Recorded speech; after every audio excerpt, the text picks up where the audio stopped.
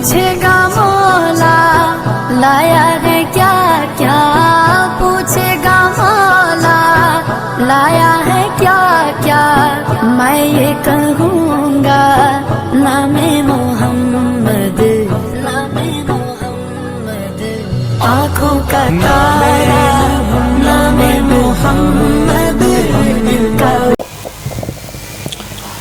حضرات محترم،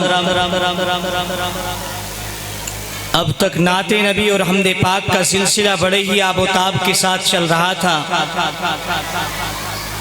اب ہم اپنے مقصد اصلی کی جانب رجوع کرتے ہیں۔ ایک ایسے نوجوان مقرر، شعلہ بیاں مقرر کو میں دعوت اسٹیج دے رہا ہوں، جو اپنی خطابت کا لوہا سارے ہندوستان کے اندر منوا چکا ہے۔ صنف خطابت جن پر ناز کرتی ہے، وہ گرجتا ہے تو سائق آسمانی محسوس پڑتا ہے، رقت آفرینی پر آ جائے تو آنسوؤں کے سیلاب بھی بہا دیتا ہے۔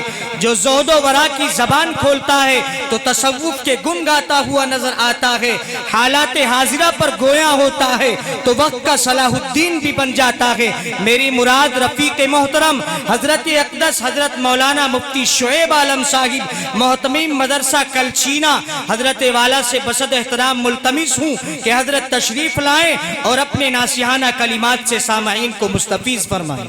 مائک صحیح۔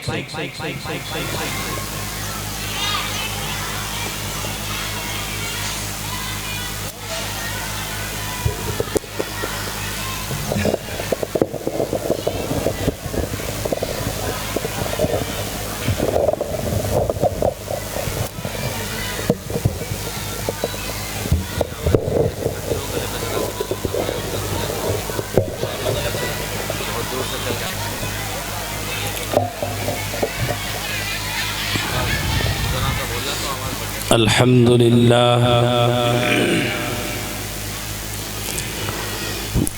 لله نحمده ونستعينه ونستغفره ونؤمن به ونتوكل عليه ونعوذ بالله من شرور أنفسنا ومن سيئات أعمالنا، من يهده الله فلا مضل له ومن يضلله فلا هادي له،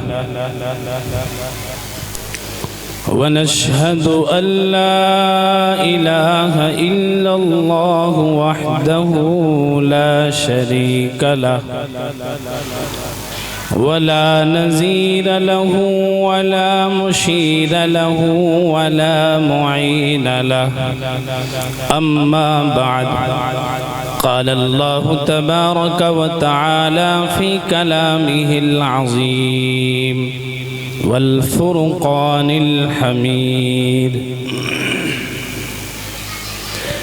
يا أيها الذين آمنوا قوا أنفسكم وأهليكم نارا وقودها الناس والحجارة، صدق الله العظيم. قال النبي صلى الله تعالى عليه وسلم: ألا كلكم راع وكلكم مسؤول عن رعيته، أو كما قال صلى الله تعالى عليه وسلم. اسٹیج پر جلوہ افروز علماء کرام، بالخصوص حضرت مولانا فیروز صاحب، جن کی دعوت پر میں اس بستی میں، اس گاؤں میں میرا آنا ہوا، اور اسی طرح حضرت مولانا تصور صاحب جو اس مدرسے کو چلا رہے ہیں، اس مدرسے کے ذمہ دار ہیں، حضرت مولانا راغب صاحب جو رفیق محترم ہے، اور دیگر اکابر علماء جو اسٹیج کی زینت بنے ہوئے ہیں، مجھے یہاں آنے کے بعد میں یقیناً بڑی مسرت محسوس ہو رہی ہے اور بہت اچھا لگ رہا ہے۔ میرا عامةً یہ مزاج ہے کہ میں زیادہ دور چلنا پسند نہیں کرتا، لیکن آپ حضرات کی محبت مجھے کھینچ لائی۔ جب میں اپنے گھر سے چلا تھا، دل میں ایک نیت لے کر چلا، جس گاؤں اور جس بستی میں جا رہا ہوں وہاں ایک دین کا پیغام مجھے لوگوں کو دے کر آنا ہے۔ وہ پیغام میں آپ حضرات کو سنانا چاہتا ہوں اور آپ حضرات کے سامنے اس پیغام کو رکھنا چاہتا ہوں۔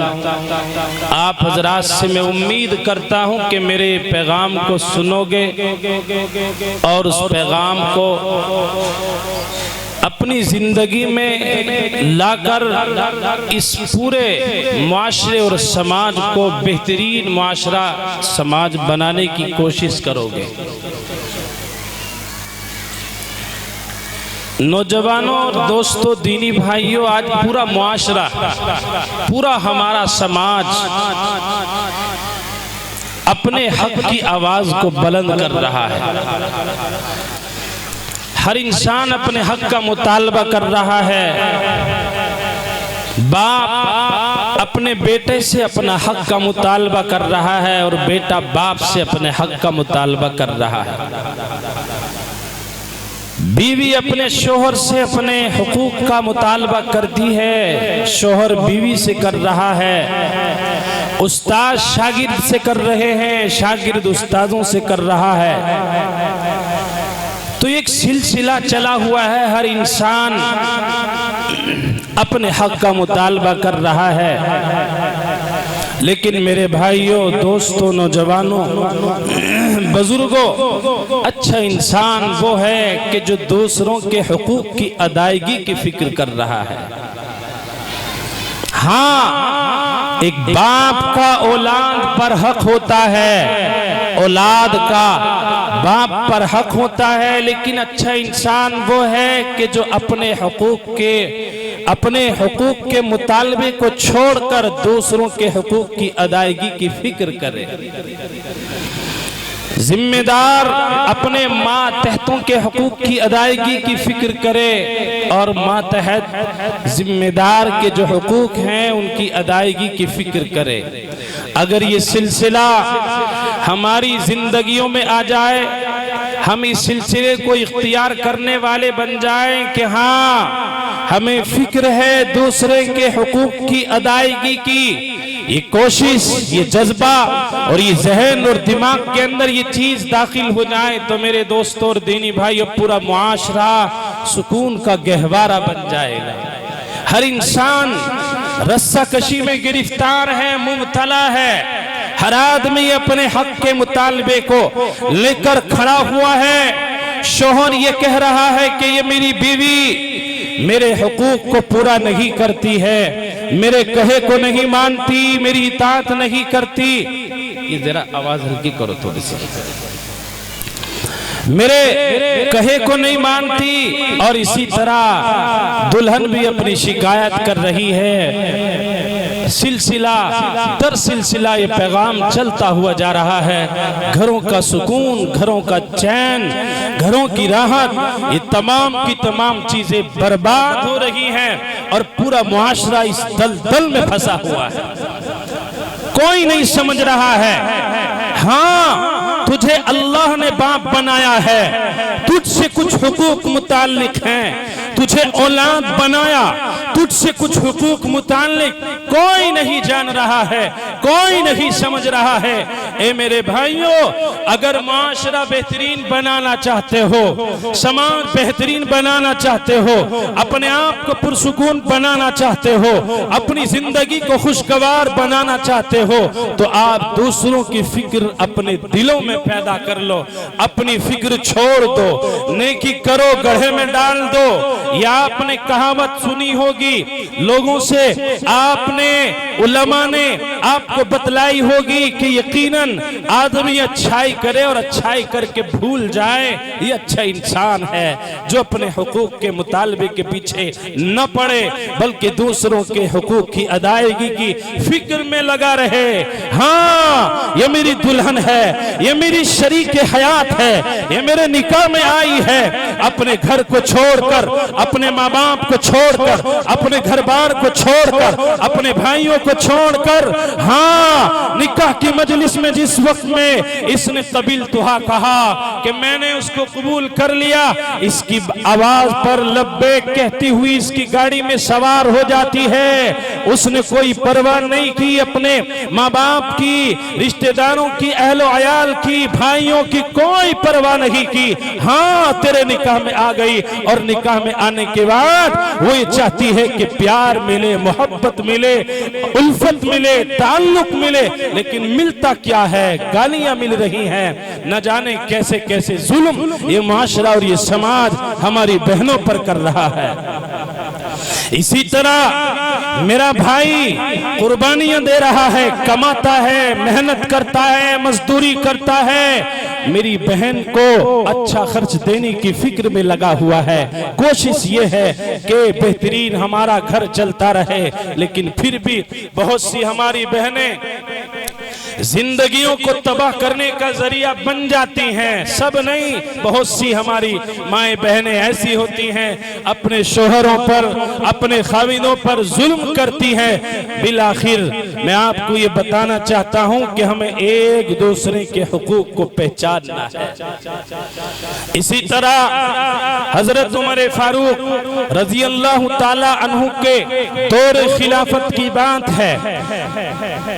आपके दौर खिलाफत में एक साहिब आपके पास में शिकायत लेकर आए अपने नौजवान बच्चे की और आपसे फरमाया, अमीरुल मोमिनीन, ये मेरा बेटा मेरी बात नहीं मानता है, मेरे कहे को नहीं मानता। हजरत उमर फारूक रजी अल्लाह ताला अन्हु ने उसको तलब फरमा लिया। वो आया और आने के बाद मैं आपको हुकूक की बात बतला रहा हूं और जो मेरा असल मकसद है, जिसको मैं, जो पैगाम और जिसको मैं अपने जहन में लेकर आया हूं, वो पैगाम आपको देना चाहता हूं, वही तमहीद में कायम कर रहा हूं। तो हजरत उमर फारूक रजी अल्लाह ताला अन्हु का दौरे खिलाफत था। एक बाप आया और शिकायत की अपनी औलाद की कि मेरी औलाद में से अपने लड़के की कि ये मेरा लड़का मेरे कहे को नहीं मानता, सुनता नहीं है, मेरी फर्मा बरदारी नहीं करता है। हजरत उमर फारूक रजी अल्लाह ताला अन्हु ने उसको तलब फरमाया, उसको बुलवाया और बुलवाने के बाद कहा, ए नौजवान, तेरा बाप तेरी शिकायत लेकर आया है, तू अपने बाप के कहे को नहीं मानता, अपने बाप की इताअत नहीं करता। उसने कहा कि हाँ अमीरुल मोमिनीन, मैं अपने बाप की इताअत नहीं करता हूं, अपने बाप के कहे को नहीं मानता हूं। ए नौजवानों, अमीरुल मोमिनीन जिसकी अदालत, जिसका इंसाफ, जिसकी मोहब्बत, जिसका प्यार पूरा जमाना और पूरी दुनिया जानती है, वो अमीरुल मोमिनीन जिसके सामने हर इंसान के बोलने की जसारत, हिम्मत नहीं होती है, लेकिन वो नौजवान कह रहा है, अमीरुल मोमिनीन, हाँ मैं अपने बाप के कहे को नहीं मानता हूँ, मैं इताअत नहीं करता हूँ, मैं फर्मा बरदारी नहीं करता हूँ। ए नौजवानों, तो दीनी भाइयों और दोस्तों, उस नौजवान ने कह तो दिया है। अमीरुल मोमिनीन ने कहा, तू क्यों नहीं कहना मानता है, इताअत क्यों नहीं करता है? ए नौजवान, तेरे बाप के तुझ पर कुछ हुकूक है, इताअत है, خدمت ہے، تعظیم ہے۔ تیرے اوپر تین حق تیرے باپ کے عائد ہوتے ہیں، تو اپنے باپ کی اطاعت بھی کرے گا، اپنے باپ کی خدمت بھی کرے گا، اپنے باپ کی تعظیم بھی کرے گا، لیکن تو نے تینوں حق کو پامال کر دیا۔ اس نے کہا امیر المؤمنین ہاں، کیا صرف باپ کے ہی میرے سے متعلق حقوق ہیں؟ کیا میرا بھی کوئی حق ہے؟ امیر المؤمنین نے فرمایا کہ ہاں، تمہارے بھی حقوق تمہارے باپ سے متعلق ہیں۔ وہ تین حق اولاد کے امیر المؤمنین حضرت عمر فاروق رضی اللہ تعالی عنہ نے بیان فرمائے، وہ حق آپ کو سنانا چاہتا ہوں۔ پہلا حق، نیک عورت سے نکاح کیا جائے۔ اولاد کا پہلا حق نیک خاتون سے نکاح کیا جائے۔ تو حضرت عمر فاروق رضی اللہ تعالی عنہ سے اس نوجوان نے کہا کہ میری ماں بدنام زمانہ ہے، جس سے اس نے نکاح کیا ہے، جس کے پیٹ سے میں دنیا میں آیا، بدنام زمانہ، اور اس نے میرا نام جعل رکھا، جس کے معنی آتے ہیں گوبریلا۔ میرے بھائیوں، گوبریلا کس کو کہا جاتا ہے؟ گوبریلا وہ کیڑا ہے کہ جو گندگی میں، غلاظت میں، گوبر میں پیدا ہونے والا ہے اور اس کے اندر رہنے والا ہے، اس کو گوبریلا کہا جاتا ہے، جس کو عربی زبان میں جعل کہا جاتا ہے۔ تو اس میرے باپ نے میرا نام جعل رکھا۔ اور تیسرا حق امیر المؤمنین نے بیان فرمایا، تعلیم و تربیت۔ تو اس نے کہا، اس نوجوان نے کہا کہ آج میں 19 سال کا ہو گیا، لیکن میرے باپ نے نہ مجھے تعلیم دی ہے، نہ میری تربیت فرمائی ہے۔ تو یہ تین حق اولاد کے ہیں کہ اس کا صحیح نام رکھا جائے، اس کے لیے ماں کا انتخاب صحیح کیا جائے، اور اسی طرح اس کو تعلیم و تربیت کا اس بچے کے لیے انتظام کیا جائے۔ تو امیر المؤمنین سے اس نوجوان نے کہا، اے امیر المؤمنین، میرے باپ نے بدنام زمانہ جو عورت تھی اس سے نکاح کیا ہے، ایسی عورت کے پیٹ سے میں دنیا میں آیا تو کہاں سے خیر کی امیدیں لگائی جا سکتی ہیں؟ اے میرے بھائیوں، میرے نوجوانوں، اے میرے دوستوں، آج ہم اپنی شریک حیات کا انتخاب کس انداز سے کرتے ہیں؟ ہاں، ہمیں دولت چاہیے، ہمیں جہیز چاہیے، ہمیں شہرت چاہیے، ہمیں حسب نسب چاہیے۔ ہم یہ چاہتے ہیں کہ ہمارا نکاح ایسی جگہ پر ہو کہ جو ہمیں گاڑیاں ملے، ہمیں تھالی میں پیسہ ملے، ہم اپنا نکاح کرنے کے بعد ہمارے گھر کی غربت ختم ہو جائے۔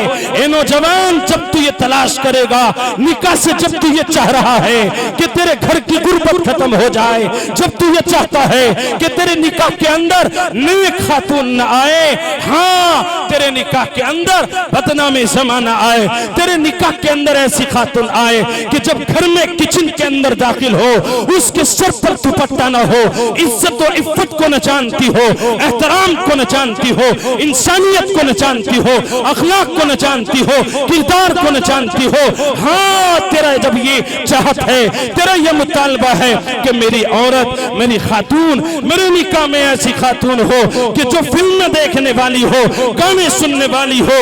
اے نوجوانوں، اے میرے بھائیوں، آپ نے دین کو بالائے طاق رکھا ہے، آپ نے دین کو چھوڑا ہے، دین کی محبت کو اپنے سینے سے نکالا ہے، تو آپ کو کہاں سے آپ کی اولاد اچھی مل سکتی ہے؟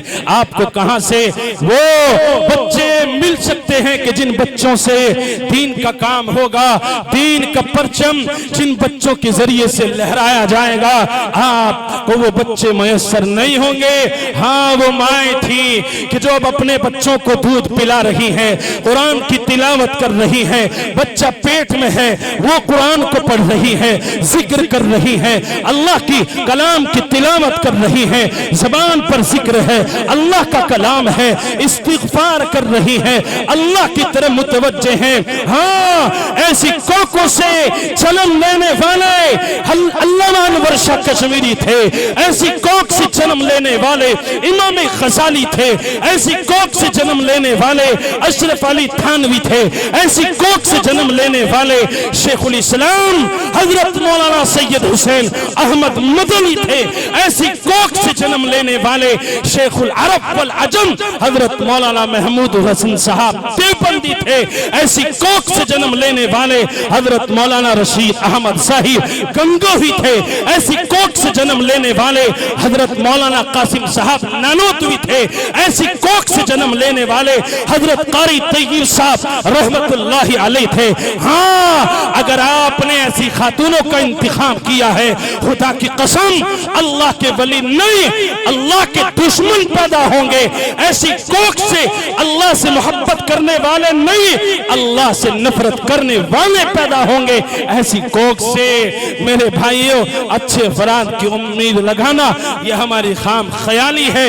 اے میری ماں، اے میری بہنوں، اگر آپ یہ چاہتی ہیں آپ کی کوکھ سے آپ کے فرما بردار پیدا ہوں، اطاعت گزار پیدا ہوں، اچھے بچے پیدا ہوں، اے میری ماں آپ کو اللہ کی طرف متوجہ ہونا ہوگا۔ جب آپ پیٹ سے ہوں تو آپ ذکر کرو، اللہ کے قرآن کی تلاوت کرو، اللہ کے قرآن کو پڑھو، اور اسی طرح جب آپ اپنے بچے کو دودھ پلائیں تو آپ کی زبان پر اللہ کا ذکر ہو۔ خدا کی قسم وہ بچہ دودھ پی رہا ہے، ماں کی پستانوں سے دودھ تو پی رہا ہے، لیکن وہ بچہ ماں کے ذہن کو، ماں کے دماغ کو، ماں کی فکروں کو، ماں کے خیالات کو پڑھ رہا ہے۔ وہ بچہ ماں کی خیالات کو پڑھ کر جب دنیا کے اندر وہ کام میں آئے گا اور دنیا میں کام کرنے والا بنے گا، وہی ماں کا ذہن، وہی ماں کی فکریں، وہی ماں کے خیالات اس بچے کی زندگی کا حصہ بنیں گے۔ وہ ایسا ہی بنے گا ماں کو جیسا دیکھ رہا ہے۔ اے میری بہن، اے میری ماں، اے میرے معاشرے اور سماج کی عزتیں یاد رکھیے، اگر آپ یہ چاہتی ہیں کہ ہماری کوکھ سے نیک و صالح اولاد پیدا ہو تو آپ جب دودھ پلائیں موبائلوں کو بند کر دیجئے، فلمیں دیکھنی بند کر دیجئے، گانے سننے بند کر دیجئے، ناٹک دیکھنے بند کر دیجئے، ورنہ خدا کی قسم جو ناٹکوں میں دیکھ رہی ہو، فلموں میں دیکھ رہی ہو، گانے سن رہی ہو، ایسے ہی شیطان یہ آپ کے بچے بنیں گے، آپ کی کوکھ سے پیدا ہوں گے، یہی دودھ پی کر اللہ کا باغی بنے گا، اللہ کا دشمن بنے گا، اللہ کے قرآن سے محبت کرنے والا نہیں بنے گا۔ اگر آپ چاہتی ہیں کہ ہماری اطاعت کرنے والا بنے، میں نے بہت سی ماؤں کو، بہت سے نوجوانوں کو، بہت سے بزرگوں کو روتے ہوئے اپنی آنکھوں سے دیکھا ہے، اپنی آنکھوں سے دیکھا ہے، اپنے کانوں سے سنا ہے کہ وہ اپنے اولاد کی فریاد رکھ رہے ہیں، تڑپ رہے ہیں، رو رہے ہیں، آہو بکا کر رہے ہیں۔ لیکن نوجوانوں سب سے پہلی بات یہ ہے کہ آیا اس ماں باپ نے اپنی اولاد کے حق کو ادا کیا ہے؟ نہیں کیا ہے، وہ سمجھنے والی بات ہے۔ تو ہمیں ایسی عورت کا انتخاب کرنا چاہیے اور عورتوں کو بھی اللہ کی طرف اپنے آپ کو متوجہ کرنا چاہیے۔ اگر ہم یہ چاہتے ہیں کہ ہماری اولاد نیک و صالح بنے، اچھی اولاد بنے، تو ہمیں اچھے کام کرنے ہوں گے۔ دوسری بات کہ جو نام رکھا ہے حضرت عمر فاروق رضی اللہ تعالی عنہ کے سامنے اس نے بتلایا، تو ہمیں نام کا صحیح انتخاب کرنا چاہیے۔ اور میں یہ چیلنج کر رہا ہوں، نام کا اثر بچے پر پڑتا ہے۔ آپ ایک بچے کو عقل مند کہہ کر پکاریں، عاقل کہیں، عقل مند کہیں، وہ انشاءاللہ آنے والے وقت میں عقل مند بن جائے گا، عقل مند ہو کر آپ کے سامنے آئے گا۔ اگر آپ اس کو بے وقوف کہو گے، احمق کہو گے، تو یقیناً بے وقوف احمق بن جائے گا۔ اس کا تجربہ کر کے اگر آپ دیکھنا چاہیں تو کر سکتے ہیں۔ آپ اس کا تجربہ بھی کرنے کا اگر آپ میں شوق شوق ہے تو میرے بھائیو شوق سے کیجئے، اس کے اثرات آپ کے سامنے آ جائیں گے۔ اس لیے ہمیں علماء سے پوچھ کر، اولیاء اللہ سے پوچھ کر، بزرگان دین سے پوچھ کر اپنے بچوں کے نام کا انتخاب کرنا چاہیے۔ اور تیسری بات جو حضرت عمر فاروق رضی اللہ تعالی عنہ سے اس نوجوان نے بتلائی کہ آج میں 19 سال کا ہو گیا، مجھے نہ میرے باپ نے پڑھایا، نہ تربیت دی ہے، نہ اخلاق سکھائے، میں جانتا نہیں کہ باپ کا کیا حق ہے۔ آج میں 19 سال کا ہو گیا۔ اے میرے بھائیوں، اے میرے نوجوانوں، اے میرے دوستوں، اے میرے بزرگوں، میں یہی بات بتلانے کے لیے آپ کو آیا ہوں۔ میں آپ کو جگانے کے لیے 3 گھنٹے مسلسل گاڑی چلی ہے، آپ کی بستی میں آیا ہوں۔ آپ نے اگر مجھ سے کوئی پیغام نہ لیا، میرا آنا بیکار، مولانا فیروز کی محنت بیکار۔ میں آپ کو بتانے آیا ہوں، آپ مزدوری کر رہے ہو، آپ زراعت کر رہے ہو، آپ کاشتکار ہو، آپ ملازم ہو، آپ مزدور ہو، خدا کی قسم اس اولاد کو تعلیم و تربیت سے آراستہ کر کے اس دنیا سے جانا ہے۔ ہماری اولاد تعلیم سے، تربیت سے ناواقف نہیں رہنی ہے۔ یہ ہمیں عزم، یہ ارادہ اور اپنے ذہن، اپنے دماغ کے اندر یہ چیز بٹھا کر اس مجلس سے جانا ہے کہ ہاں ہم مفتی صاحب اپنے بچوں کے لیے فکر مند ہیں، اپنے بچوں کی تعلیم کے لیے فکر مند ہیں، ہمیں اپنے بچوں کو تعلیم دینی ہے۔ سب سے پہلے تو میں یہ کہوں گا کہ ان مدرسوں کو آباد کرو، مسجدوں کو آباد کرو، مکاتب کو آباد کرو، اور ان مدرسوں میں، مسجدوں میں جو مکاتب کا جال ہمارے اکابر علماء بزرگان دین نے پھیلایا ہے، ہمارا بچہ سب سے پہلے ان مدرسوں میں اپنی آنکھوں کو کھولے، اس کے ذہن اور اس کے دماغ پر اللہ کا کلام پڑھا جائے، اللہ کا قرآن پڑھا جائے۔ وہ مدرسے میں آ کر اعوذ باللہ من الشیطان الرجیم پڑھے، بسم اللہ الرحمن الرحیم پڑھے۔ آپ کا بچہ سب سے پہلے مدرسے میں آئے، مدرسے میں آ کر قرآن سیکھے، قرآن پڑھے، قرآن کو حاصل کرے۔ لیکن یہ ظلم بالائے ظلم ہے، معاف کرنا، معافی کے ساتھ کہہ رہا ہوں، آج میرا یہ پورا سماج، یہ پورا معاشرہ نہ دینی تعلیم سے جڑا ہوا ہے اور نہ ہی دنیاوی دینی کوئی تعلیم ہمارے معاشرے اور سماج میں نہیں۔ آج ہمارا بچہ بھی قرآن کی تعلیم سے محروم ہے۔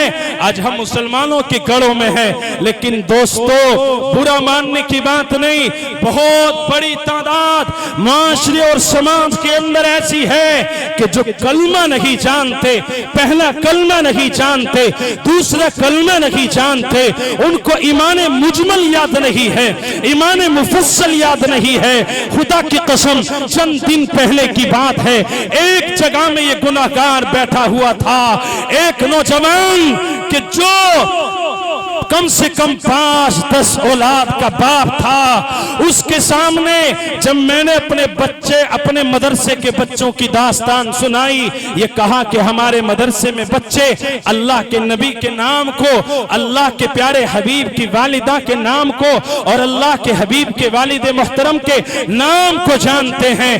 اس مجلس میں اس نوجوان سے کہا گیا ہے اور پوچھا گیا ہے کیا تم اللہ کے نبی کی والدہ کے نام کو جانتے ہو؟ تو اس کو معلوم نہیں تھا کہ آقا رحمت محمد رسول اللہ صلی اللہ علیہ وسلم کی والدہ محترمہ کا کیا نام تھا۔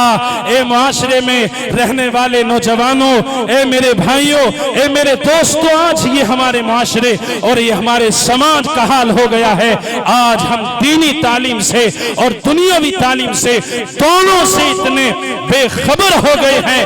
ابھی چند دن پہلی بات ہے، ایک صاحب کے گھر میں گیا، اس نے کہا کہ میری بچی نے انٹر کر رکھا ہے۔ میں نے کہا بہت اچھا۔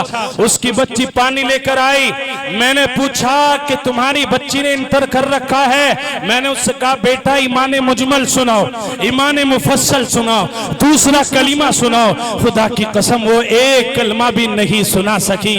یہ معاشرے اور سماج میں ماں بننے والی بچی ہے جس کو کلمہ تک یاد نہیں ہے، جو جانتی نہیں ہے دوسرا کلمہ کیا کیا ہے جو جانتی نہیں ہے؟ پہلا کلمہ کیا ہے؟ اے میرے بھائیوں، کون سے معاشرے میں رہ رہے ہو؟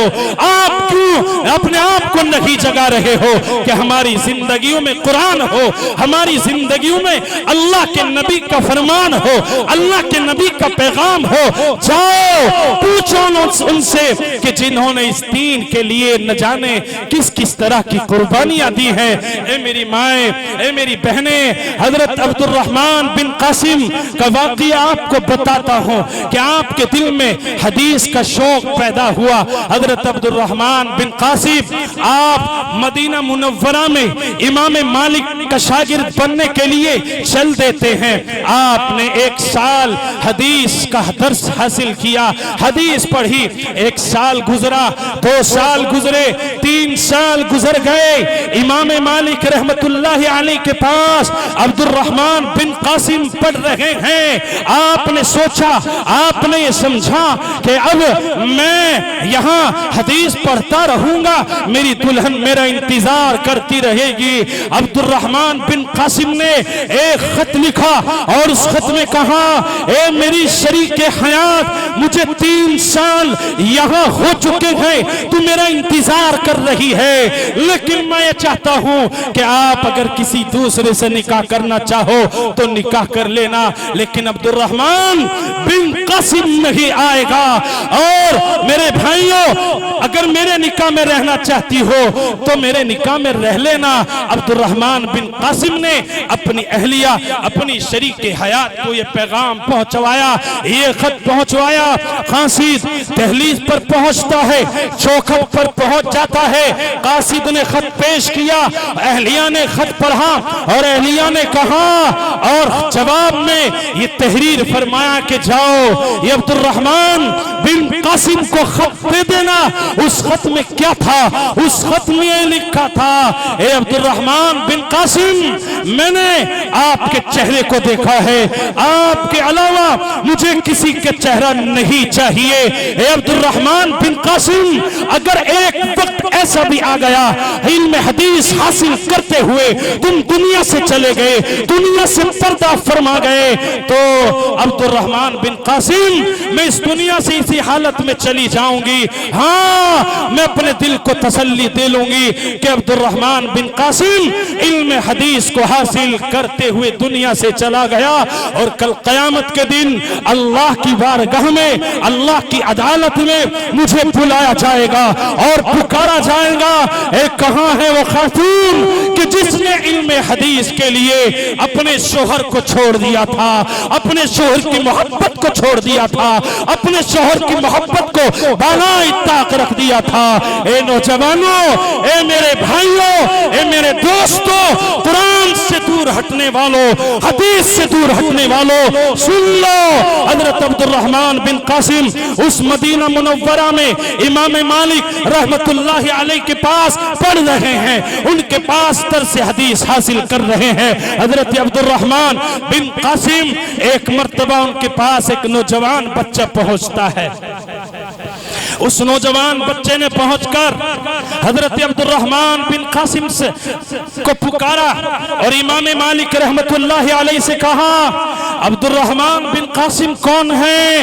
عبد الرحمن بن قاسم کی طرف اشارہ کر دیا گیا کہ ہاں یہ عبد الرحمن بن قاسم ہے، یہ عبد الرحمن بن قاسم ہے۔ عبد الرحمن بن قاسم کھڑے ہوتے ہیں، مجمع سے کھڑے ہو جاتے ہیں۔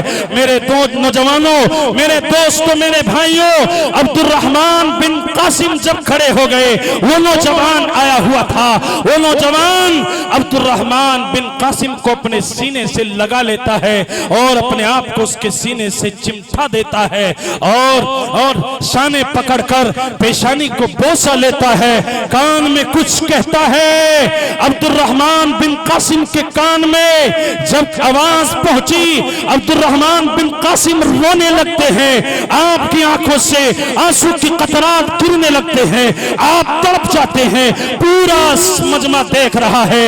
عبد الرحمن بن قاسم ابھی چہچہا رہے تھے، ابھی کھلکھلا رہے تھے، ابھی ہنس رہے تھے، ابھی مسکرا رہے تھے۔ عبد الرحمن بن قاسم کو کیا ہو گیا ہے کہ ان کی آنکھوں سے آنسو جاری ہو رہے ہیں اور عبد الرحمن بن قاسم رو رہے ہیں۔ اے میرے بھائیوں، اے میرے دوستوں، اے میرے نوجوانوں، اے میرے بزرگوں، عبد الرحمن بن قاسم نے کہا، کیا کہا؟ سننے کی بات ہے، سننے کی بات ہے۔ یہ تھوڑا سا بعد میں کر لینا، بس میں بات ختم کر رہا ہوں۔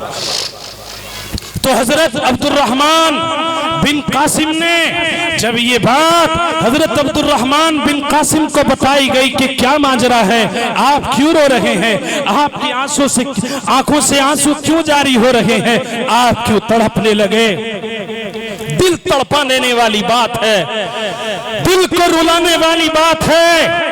حضرت عبد الرحمن بن قاسم نے کہا کہ جب میں 16 سال پہلے اپنی دہلیز سے آیا تھا تو یہ 16 سال کے بعد جو نوجوان ہے یہ میری اہلیہ کے پیٹ میں تھا،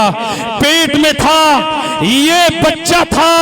میرے وہاں سے آنے کے بعد اس بچے کی ولادت ہوئی، یہ بچہ پیدا ہوا، یہ بچہ بالغ ہوا، یہ بچہ کمانے لائق ہوا، میرا بچہ اس جوان ہو گیا، کمایا، حج فرض ہو گیا ہے۔ آج یہ امام مالک کی مجلس میں اپنے باپ سے ملنے کے لیے آیا ہے اور 16 سال پہلے میں اپنے گھر سے نکل گیا تھا۔ اس کی ماں نے کہا تھا، اے بیٹے، اے نوجوان، تم مدینے میں جائے گا، امام مالک کی مجلس میں جانا، تیرا باپ امام مالک کی مجلس میں بیٹھا ہوا ہوگا، وہاں پڑھ رہا ہے، وہاں حدیث حاصل کر رہا ہے۔ عبد الرحمن بن قاسم کہتے ہیں، میں اس بچے کو ماں کے پیٹ میں چھوڑ کر آیا تھا، اب یہ بچہ جوان ہو گیا، یہ بچہ بڑا ہو گیا ہے، آج میرے پاس آیا، میں اپنی دلہن کو بے یار و مددگار چھوڑ کر علم حدیث کے لیے آ گیا تھا، آج یہ بچہ اس لائق بن گیا ہے، حج فرض ہو گیا ہے۔ اور اس کی ماں نے اس بچے کو کہا ہے کہ بیٹا جانا، اور جانے کے بعد اپنے باپ سے ملنا، اس کی پیشانی کو چومنا اور اس سے میرا سلام عرض کر دینا۔ 16 سال تک وہ بہن 16 سال تک اپنے شوہر سے الگ رہی، حضرت عبد الرحمن بن قاسم پر نہ رہا گیا اور آپ کی آنکھوں سے آنسو جاری ہو گئے۔ 16 سال کا پورا منظر عبد الرحمن بن قاسم کے سامنے آ گیا۔ اے میرے بھائیوں، اے میرے دوستوں، اے میرے نوجوانوں، آپ سے میں پوچھنا چاہتا ہوں کہ ہماری کیا قربانی ہے، ہم کتنی قربانیاں دے رہے ہیں قرآن پڑھانے کے لیے؟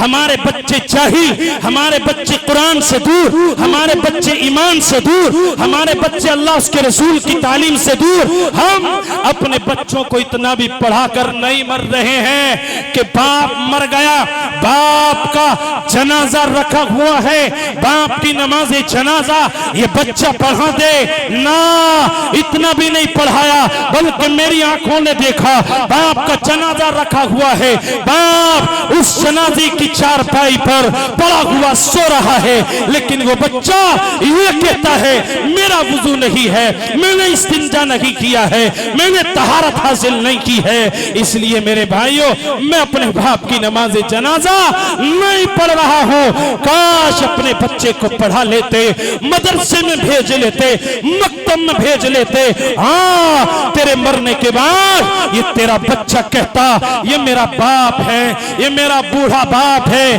جس نے سردی کو نہیں دیکھا، گرمی کو نہیں دیکھا، جس نے کمایا میرے لیے نہ جانے کس کس طرح کی قربانیاں دی ہیں۔ میں چاہتا ہوں کہ اپنے باپ کو غسل اپنے ہاتھ سے دوں، اپنے باپ کو غسل اپنے ہاتھ سے دوں، اپنے ہاتھ سے اپنے باپ کو کفن پہناؤں، میں چاہتا ہوں اپنے باپ کی نماز جنازہ میں پڑھاؤں۔ لیکن میرے دوست، تم نے تو اس کو استنجے کا طریقہ بھی نہیں سکھایا، اس کو نہیں پڑھایا، اس کو تعلیم نہیں دی، آپ یہ کہیں گے مفتی صاحب مدرسے میں بھیجا، خدا کی قسم قصوروار آپ ہیں، مجرم آپ ہیں، گرفت آپ کی ہوگی۔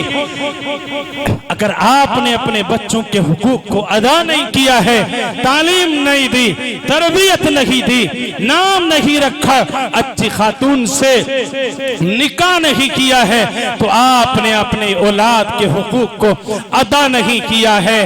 تو جب آپ نے اپنی اولاد کے حقوق کو ادا نہیں کیا تو یہ اولاد آپ کے حقوق کو ادا نہیں کرے گی، آپ کی خدمت نہیں کرے گی، آپ کی اطاعت نہیں کرے گی، آپ کی تعظیم نہیں کرے گی۔ آپ جتنا چاہیں روتے پھریں، میرے بھائیوں یہ میرا چیلنج ہے، میں دعویٰ کر رہا ہوں، آپ اپنی اولاد کے حقوق کو ادا کرو، خدا کی قسم یہ اولاد آپ کے حقوق کو ادا کرنے والی بنے گی۔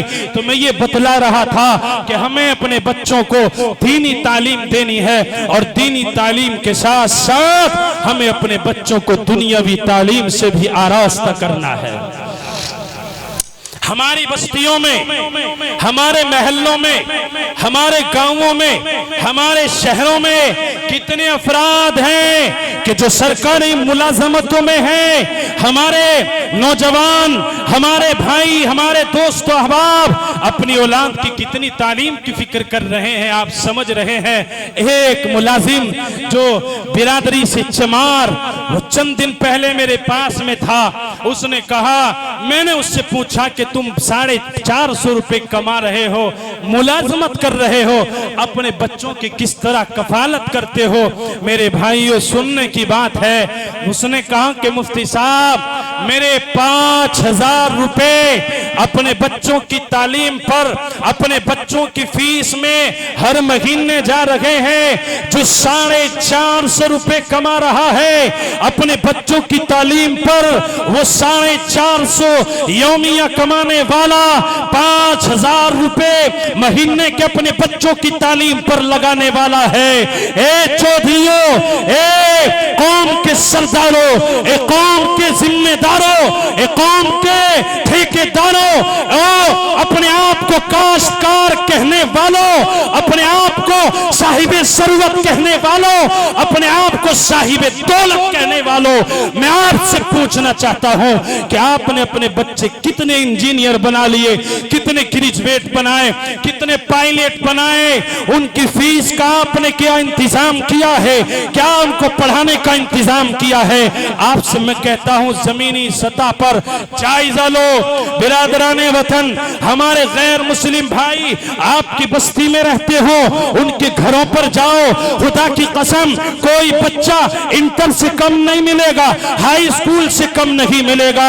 ہاں، میرا نوجوان بچہ، میرا بھائی، میرا دوست، میرا عزیز جاہل ملے گا، ان پڑھ ملے گا، گلیوں میں، کوچوں پر، چوراہوں میں گالیاں بکتا ملے گا، شراب پیتا ملے گا، زنا کرتا ملے گا، عیاشیاں کرتا ملے گا، رات میں فلم دیکھتا ملے گا، گانے سنتا ملے گا۔ یاد رکھ لینا میرے دوستو، میں کہہ رہا ہوں، سنجیدگی کے ساتھ کہہ رہا ہوں، ہوش کے ساتھ کہہ رہا ہوں کہ جس بستی پر اللہ کی جانب سے بارش نہیں ہوتی، وہ اس بستی کی فصلیں تباہ ہو جاتی ہیں۔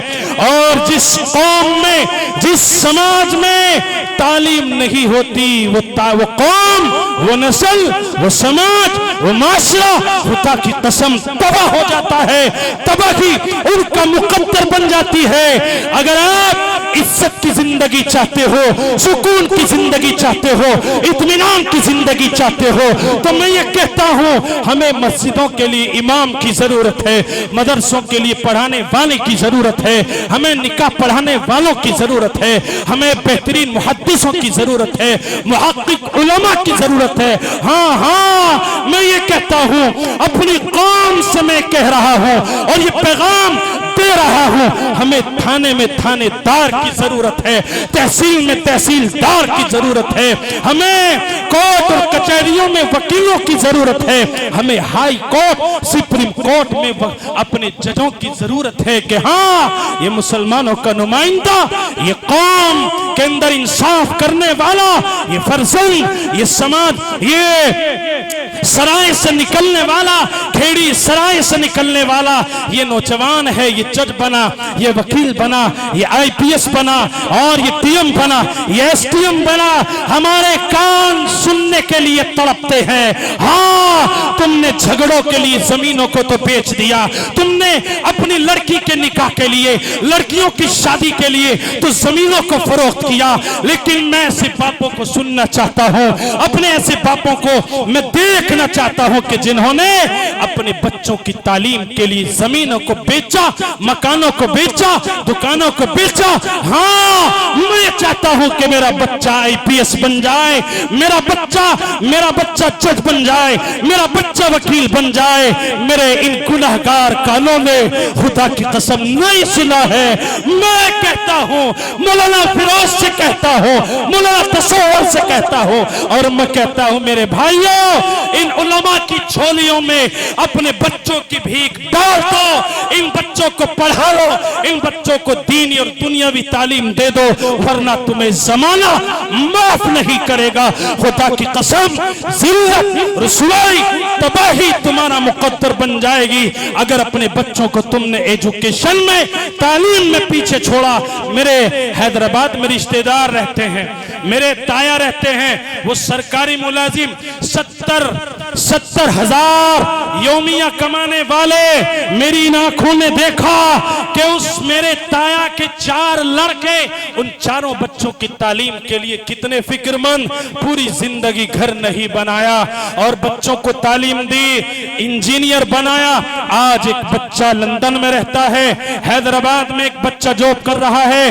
آج تقریباً 2 سال پہلے جس نے اپنی پوری جوانی، اپنی پوری عمر صرف کرائے کے مکان پر رہ کر کاٹ دی، خدا کی قسم تقریباً 1.5 کروڑ روپے کی کوٹھی میرے تایا نے تعمیر کی ہے۔ لیکن اس نے کیا سمجھا تھا؟ اس نے جانا، اس نے سمجھا کہ ہاں ان بچوں کی تعلیم میں ہمارا مستقبل ہے، ان بچوں کی ایجوکیشن میں ہمارا مستقبل ہے۔ اگر قوم کو ترقی دینا چاہتے ہو، سماج کو بڑھاوا دینا چاہتے ہو، اچھا معاشرہ تشکیل دینا چاہتے ہو، تو یہ میرے دل کی پکار ہے کہ تھانے میں میرا بیٹھا ہوا ایک میرا مسلم نوجوان بھائی ہو، تحصیل میں، کورٹ میں، کچہری میں میرا بھائی ہو، ہمیں ایسی دھن لگ جائے، ہمیں ایسی فکر لگ جائے کہ ہمارے بچے دنیاوی اور دینی دونوں تعلیم سے مالا مال ہو جائیں۔ اپنے بچوں کی تعلیم کے لیے زمینوں کو بیچ دینا، اپنے بچوں کی تعلیم کے لیے مکانوں کو فروخت کر دینا، اپنے بچوں کی تعلیم و ترقی کے لیے سب کچھ قربانی تمہیں دینے کی ضرورت ہے، اور ان بچوں کے مستقبل کو روشن بناؤ۔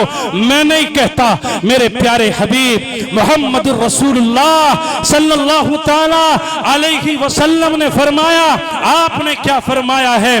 آپ نے ارشاد فرمایا کہ اگر کسی اولاد کو اس کے ماں باپ نے تربیت کا بہترین تحفہ دیا ہے اور اس کی تربیت اچھے انداز سے کر دی ہے، تو اس سے بہتر گفٹ، اس سے بہتر تحفہ اولاد کے لیے کچھ نہیں ہو سکتا ہے۔ اے میرے بھائیوں، میرے دوستوں، میرے نوجوانوں، اے میرے بزرگوں، اے کھیڑی سرائے کے دل دھڑکتا ہوا دل اپنے سینے میں رکھنے والوں، آؤ میری آواز سے آواز ملاؤ، میرے دل سے دل ملاؤ، میری طلب سے اپنی طلب کو ملاؤ، اور ہم سب علماء کی شانہ بشانہ چل کر اپنے ہر بچے کو قرآن سے جوڑو، حدیث سے جوڑو، پیغمبر کی سیرت سے جوڑو، پیغمبر کے اخلاق سے جوڑو، اور اپنے بچوں کو تعلیم میدان میں آگے لے کر چلو۔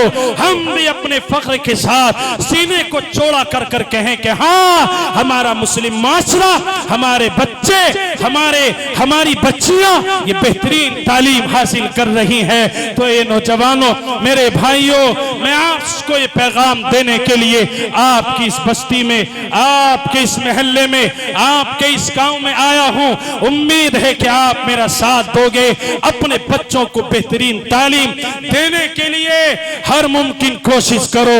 बेहतरीन तालीम दो। स्कूल में बच्चा जा रहा है, उसको मकतब में 1 घंटे के लिए भेजो। स्कूल में भी उसको अच्छी तालीम देने की फिक्र करो, फीस उसकी भरो। हाँ, मैं तो ये कहता हूं, तुम्हारे पास में कुछ नहीं है तो उस बच्चे के लिए भीख मांग लेना। अपने पेट के लिए भीख मांगते हो, उस बच्चे की तालीम के लिए लोगों की तहलीजों पर, लोगों की चौखटों पर, लोगों के दरवाजों पर चले जाओ और कहो, मेरे बच्चे के मुस्तकबिल का सवाल है, मैं अपने बच्चे को कामयाब करना चाहता हूं। और मैं कौम के मालदारों से, कौम के जिम्मेदारों से, जो अपने नाम, अपनी शोहरत के लिए 10-10 लाख, 20-20 लाख रुपए शादियों में लगाने वाले, प्रधानियों पर ज़ाय करने वाले, मैं अपने भाइयों से कहना चाहता हूं, तुम्हें अल्लाह ने माल दिया है, दौलत दी है, इन बच्चों की तालीम का इंतजाम करो। अच्छे स्कूल बनाओ, अच्छी फीस लो, अच्छी तालीम दो। हर तरह के स्कूल हमारी बस्तियों में होने चाहिए। हमारी बस्तियों में लड़कियों के स्कूल हो, इंटर कॉलेज हो, हमारी बच्चियां उनमें पढ़ें, शरी हिजाब के साथ में जाएं और उनमें तालीम हासिल करें। खुदा की